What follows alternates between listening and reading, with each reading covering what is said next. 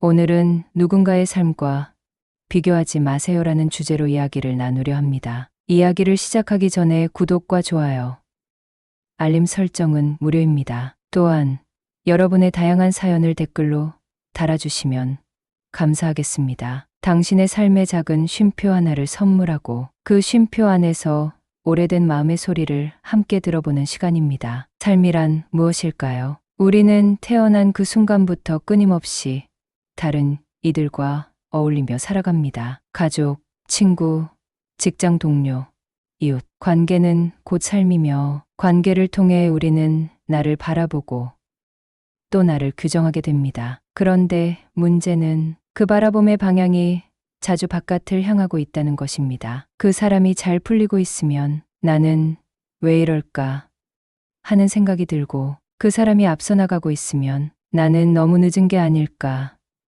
하는 조급함이 밀려옵니다. SNS 속 누군가는 늘 웃고 있고, 내 또래의 사람은 여행지에서, 내 친구는 자녀 자랑에, 내 동기는 승진 소식에 바쁩니다. 그리고 그런 장면들 사이에서 조용히 나의 오늘을 돌아보는 시간은 점점 줄어듭니다. 나는 지금 어디쯤 와 있는가? 나는 잘 살고 있는 것일까? 나는 이대로 괜찮은 걸까? 그 질문 앞에서 우리는 쉽게 다른 사람의 삶을 거울처럼 꺼내어 듭니다. 그 거울에 비친 타인의 삶을 기준 삼아 나의 삶을 평가하고 측정하고 조정하려 들지요. 그러나 이쯤에서 우리는 한 가지 묻지 않을 수 없습니다. 그 비교는 과연 누구를 위한 것일까요? 비교는 우리를 자극할 수 있습니다. 하지만 그 자극이 곧 성장으로 이어지는 것은 아닙니다. 많은 이들이 말합니다. 난 괜찮다고 생각했는데 누굴 보고 나니까 내 삶이 너무 작아 보였어. 나는 나름대로 열심히 살았는데 왜 나는 아직도 이 자리에 있는 걸까? 그리고 그 마음은 점차 작은 열등감, 조급함, 때로는 분노, 부러움, 자괴감으로 변합니다. 그러나 기억해야 할 것이 있습니다. 비교는 언제나 단면만을 본 판단이라는 것. 누군가의 삶에서 반짝이는 순간만을 보고 내 인생 전체를 깎아내리는 것만큼 자신에게 가혹한 일은 없습니다. 우리가 살아가는 이 시대는 늘 무언가를 기준으로 정합니다. 누가 더 빠른가, 누가 더 가진가, 누가 더 잘났는가. 그 기준은 마치 무형의 경쟁표처럼 우리를 끊임없이 달리게 만듭니다. 하지만 삶은 경쟁이 아닌 여정입니다. 각자의 길이 있고 각자의 속도가 있으며 각자가 타고난 질문과 고유한 목적이 있습니다. 그렇기에 내가 나의 길을 묵묵히 걸을 수 있으려면 비교가 아닌 이해의 시선이 필요합니다. 왜 나는 나로 태어났을까? 왜 이 삶의 모양은 이토록 나만의 것일까? 이 질문에 천천히 답을 찾아가는 과정, 그것이 바로 우리가 살아가야 할 삶의 본질 아닐까요? 오늘 나눌 이야기들 속에는 한 사람이 비교로 인해 얼마나 쉽게 무너질 수 있는지, 그리고 비교를 멈춘 뒤 어떤 변화가 찾아오는지에 대한 살아있는 증언이 담겨 있습니다. 그 이야기를 들으며 혹시 여러분 마음속에도 나도 그랬다, 지금 내가 그렇다 하는 공명이 울린다면 잠시 멈춰 그 마음을 따뜻하게 안아주시기를 바랍니다. 비교하지 않는 삶은 거창한 철학이 아닙니다. 그저 나를 있는 그대로 바라보며 이 모습도 괜찮다고 말해주는 작은 연습입니다. 조금 느리면 어떻습니까? 조금 다르면 어떻습니까? 길은 멀고도 깊습니다. 어느 순간에는 우리가 먼저 가기도 하고 또 어떤 순간에는 누군가를 뒤따라가기도 하지요. 그러나 그 모든 순간이 내 삶을 만드는 고요한 조각들이라는 걸 잊지 마세요. 오늘 이야기의 시작점은 여기입니다. 다른 누구도 아닌 내 삶의 자리에서 나에게 묻고 나에게 답하는 시간입니다. 오늘의 이야기들이 당신의 마음에 따뜻한 울림이 되기를 바라며 지금부터 천천히 마음의 산책을 시작해 보겠습니다. 첫 번째 사연은 서울 도봉구에 사는 55세 여성 이정화 씨의 이야기입니다. 그녀는 스스로를 이렇게 소개합니다. 남들이 보기엔 평범한 주부예요. 아이 둘 키우고 남편과 함께 25년 넘게 살았고 마트에서 계산일을 하며 꾸준히 일하고 있어요. 겉으로 보면 특별할 것 없어 보이는 삶. 그러나 그 안에는 누구보다 뜨겁게 흔들렸던 시간이 있었습니다. 정화 씨는 결혼 초기 남편과 작은 지하방에서 시작했습니다. 맞벌이로 돈을 모으며 아이를 키웠고 큰 기대 없이 한 걸음씩 앞으로 나아갔습니다. 그녀는 말합니다. 나는 그냥 무난하게 성실하게 살고 싶었어요. 누군가를 이기고 싶다는 생각도 없었고 나보다 잘 사는 사람을 부러워해 본 적도 별로 없었어요. 하지만 그 마음이 처음으로 흔들리기 시작한 건 첫째 아이가 초등학교에 들어갔을 때였습니다. 같은 반 학부모들 중에는 대기업 다니는 아빠, 자가용을 2대 가진 집, 방과 후 수업을 6개씩 시키는 엄마도 있었죠. 그리고 그 속에서 정화 씨는 조용히 작아지는 기분을 느꼈습니다. 나는 이 아이에게 충분한 걸 주고 있는 걸까? 혹시 내가 더 열심히 살았더라면 우리 아이도 더 좋은 기회를 가질 수 있었을까? 그때부터였습니다. 정화 씨는 사람들을 자주 관찰하게 됐습니다. 누가 어떤 브랜드 옷을 입혔는지, 어느 학원을 다니는지, 방학마다 어디를 여행하는지, 겉으로는 웃고 있었지만 속으로는 끊임없이 비교의 저울질을 하고 있었습니다. 나는 괜찮다고 생각했는데 그 사람을 보고 나면 괜찮지 않게 느껴졌어요. 시간이 지나면서 비교의 대상은 자녀에서 자신으로 옮겨갔습니다. 동창 모임에 나가면 누군가는 해외여행 사진을 자랑했고 누군가는 남편 승진 이야기를 꺼냈습니다. 그리고 늘 한 사람이 빠지지 않았습니다. 대학 시절 친구이자 지금은 종합병원 간호과장이 된 미정. 미정은 늘 당당했고 생활도 안정돼 보였고 무엇보다 늘 자신감이 넘쳤습니다. 정화 씨는 말합니다. 그 친구를 보면서 처음에는 응원했어요. 그런데 점점 마음이 뒤틀리기 시작했죠. 왜 나는 여태껏 뭐 했지? 라는 생각이 들더라고요. 그리고 그 순간부터 정화 씨는 자신의 삶을 부끄럽게 여기기 시작했습니다. 마트 유니폼을 입은 자신의 모습이 초라해 보였고 작은 전셋집이 유난히 답답하게 느껴졌습니다. 아이들의 평범한 성적표가 마치 부모로서 실패한 증거처럼 느껴졌습니다. 하지만 그 모든 감정 뒤에는 한 가지 깊은 감정이 숨어 있었습니다. 바로 수치심이었습니다. 나는 나름대로 성실하게 살았는데 그게 왜 이렇게 보잘것없이 느껴졌을까? 이 말을 하며 그녀는 긴 한숨을 내쉬었습니다. 그러던 어느 날 아들의 학교에서 열린 작은 발표회에 참석했을 때였습니다. 아들이 발표한 주제는 내가 존경하는 사람이었습니다. 아이의 목소리가 교실에 울려 퍼졌습니다. 나는 우리 엄마를 존경합니다. 우리 엄마는 힘들어도 항상 웃고 가족을 위해 하루도 쉬지 않고 일합니다. 엄마 덕분에 나는 절대 포기하지 않아요. 그 순간 정화 씨는 눈물을 참지 못했습니다. 누구보다 작아졌던 자신의 삶이 누구에겐 가장 커다란 빛이었다는 걸 그제야 처음 알게 된 것입니다. 그날 이후 그녀는 조금씩 비교를 멈추기 시작했습니다. 누가 더 잘났는지가 아니라 내가 어떻게 살아왔는지를 보기 시작했어요. 물론 여전히 사람들의 삶은 눈에 들어옵니다. 친구의 SNS, 이웃의 자랑, 뉴스 속 성공담. 하지만 이제 그녀는 그것을 기준이 아닌 정보로 받아들입니다. 그들은 그들의 삶을 살고 나는 나의 삶을 산다는 것. 그 단순한 진리를 50이 넘어서야 받아들이게 된 거죠. 정화 씨는 이제 아침마다 자신에게 이렇게 말합니다. 오늘도 잘 살아보자. 남의 삶이 아니라 나의 삶을 위해. 이 이야기에서 우리는 알 수 있습니다. 비교는 때로 자극이 되지만 그 자극이 반드시 성장을 만들어주지는 않습니다. 오히려 비교는 우리가 쌓아올린 자존감을 조용히 무너뜨리는 도구가 되기도 합니다. 누군가와 비교할 때 우리는 항상 한쪽 면만을 보고 판단합니다. 성공한 친구의 이면에 있는 고독이나 피로는 보지 못하고 겉으로 드러난 화려함만을 삶의 전부라 착각하죠. 그러나 삶은 화면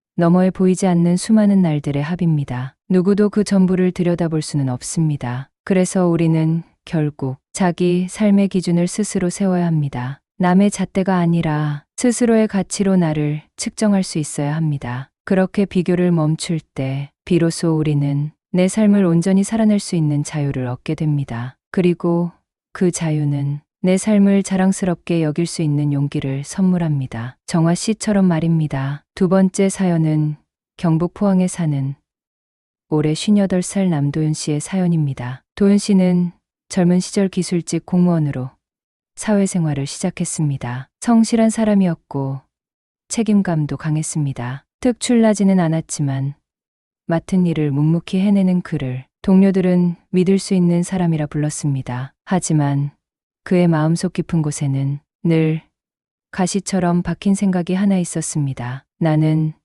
왜 이만큼밖에 안 되었을까? 도윤 씨는 30대 중반 무렵부터 오랜 친구들과의 삶을 점점 비교하기 시작했습니다. 같은 시기에 공무원 시험을 준비했던 친구 중 한 명은 대기업에 입사해 빠르게 승진했고 또 한 명은 사업에 성공해 신문에도 이름이 오르내렸습니다. 그에 비해 도윤 씨는 여전히 비슷한 월급, 똑같은 책상, 그저 그런 평가 속에서 조용히 하루하루를 보내고 있었습니다. 그리고 그런 자신의 삶을 무난하다는 말 대신 뒤처졌다고 느끼기 시작했습니다. 내가 잘못 살아온 걸까? 내가 더 도전했어야 했나? 이런 생각은 점점 그의 삶 전체를 회색으로 덮어가기 시작했습니다. 퇴근 후 혼자 있을 때면 그는 휴대폰으로 다른 이들의 삶을 기웃거렸습니다. 고급 아파트 사진, 외제차, 자녀 유학 소식, 친구의 골프장 모임,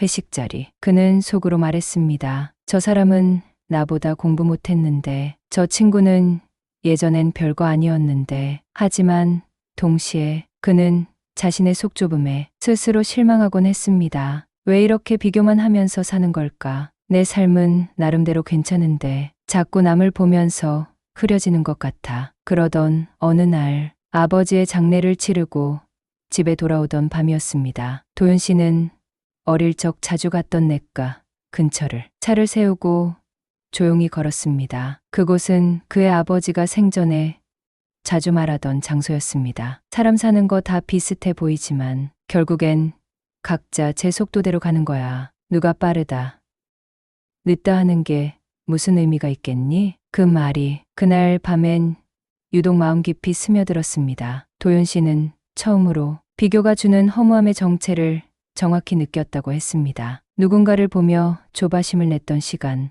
그 사람의 삶은 내 것과 너무 달랐다는 것. 그 사람의 기쁨엔 그의 무게가 있었고 그 사람의 성공엔 내가 모르는 그림자가 있었을지도 모른다는 것. 내가 가진 기준은 너무 얕고 너무 단편적이었어요. 겉모습만 보고 누군가를 부러워한 건 마치 책의 표지만 보고 내용을 판단한 거나 다름없었죠. 그날 이후 도윤 씨는 조금씩 비교의 끈을 놓기 시작했습니다. 첫 번째로 한 일은 스스로를 관찰하는 것이었습니다. 하루를 보내며 내가 어떤 순간에 조급해지는지, 어떤 사람을 보면 움츠러드는지 그 감정의 뿌리를 찬찬히 들여다봤습니다. 그리고 그 끝에는 놀랍게도 하나의 공통점이 있었다고 합니다. 나는 나를 제대로 인정한 적이 없었어요. 남과 비교하기 전에 내가 나를 미처 바라보지 못했던 거죠. 그는 그때부터 감사일기를 쓰기 시작했습니다. 크지 않아도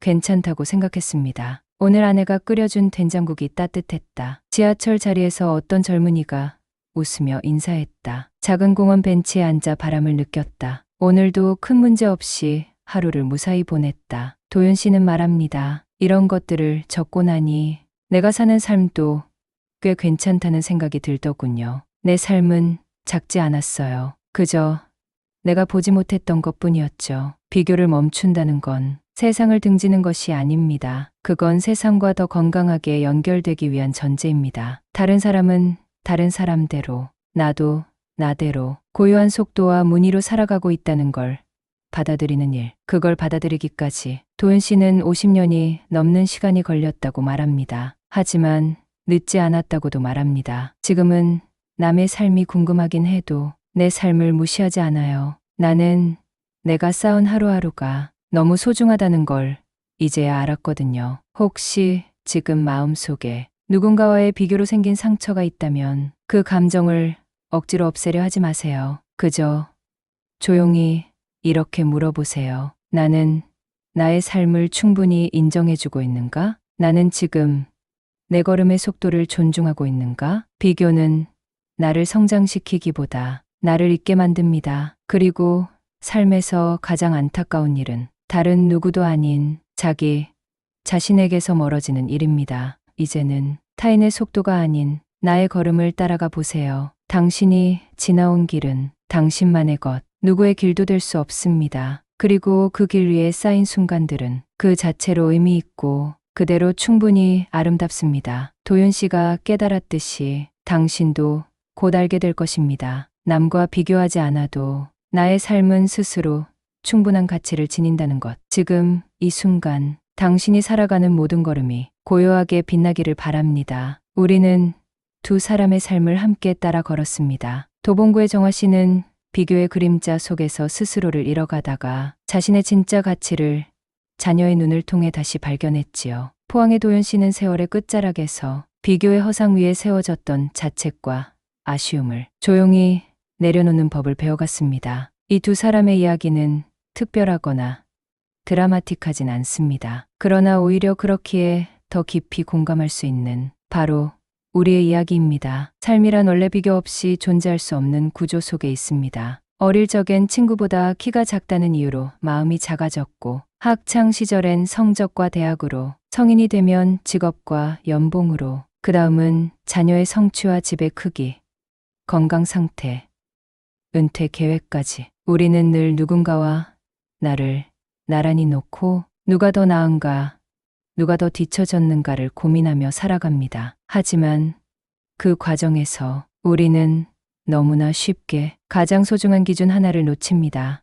바로 나는 누구이며 나는 무엇을 원하는가? 라는 자기 자신에 대한 질문입니다. 비교는 나를 작게 만들지 않습니다. 비교를 진리처럼 받아들이는 마음이 나를 작게 만듭니다. 우리는 스스로의 삶을 객관적으로 본다고 착각하지만 실제로는 누군가의 결과만을 들여다보고 내 과정을 평가하고 있지는 않나요? 누군가는 부유하게 보입니다. 하지만 그가 감내한 보라는 우리가 보지 못하고, 누군가는 여유로워 보이지만 그가 겪은 외로움은 그의 미소 뒤에 숨어 있습니다. 다른 사람의 삶은 언제나 일부만 드러납니다. 우리가 보는 것은 누군가의 빛나는 순간, 그리고 비교하는 것은 나의 가장 지친 시점입니다. 이 얼마나 불공정한 비교인가요? 그래서 오늘 이 시간, 이 짧은 사유의 여정이 당신의 마음에 작은 이정표 하나를 세워주기를 바랍니다. 지금 내가 가고 있는 이 길,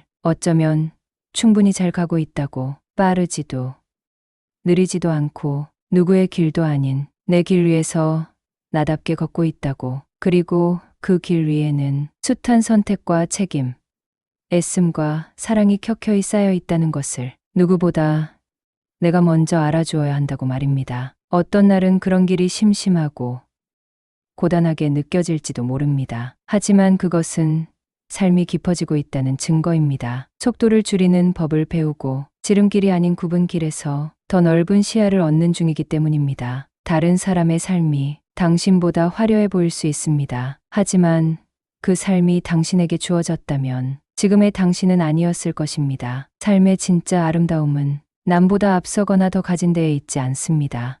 그건 내가 오늘 하루를 얼마나 내 마음에 가까운 방식으로 살아냈는가, 내가 나를 얼마나 아껴주며 살아가고 있는가에 있습니다. 그러니 제발 남의 성공에 흔들리지 마세요. 남의 삶의 장면에 당신의 삶을 빼앗기지 마세요. 당신은 충분히 괜찮은 사람입니다. 당신의 속도도 괜찮고, 당신의 방식도 괜찮고, 당신이 지금까지 살아온 그 모든 과정도 충분히 귀하고 의미 있습니다. 어쩌면 우리가 잊지 말아야 할 한 문장은 이것일지도 모릅니다. 비교는 내 삶을 흐리게 만들지만 받아들임은 내 삶을 선명하게 만든다. 오늘 이 이야기를 통해 조금이라도 당신의 삶이 선명해졌기를 바랍니다. 비교가 아닌 이해로, 조급함이 아닌 신뢰로, 타인의 속도가 아닌 나의 걸음으로 당신의 하루하루가 채워지기를 바랍니다. 다음 이야기에서도 우리 삶의 깊이를 함께 마주하고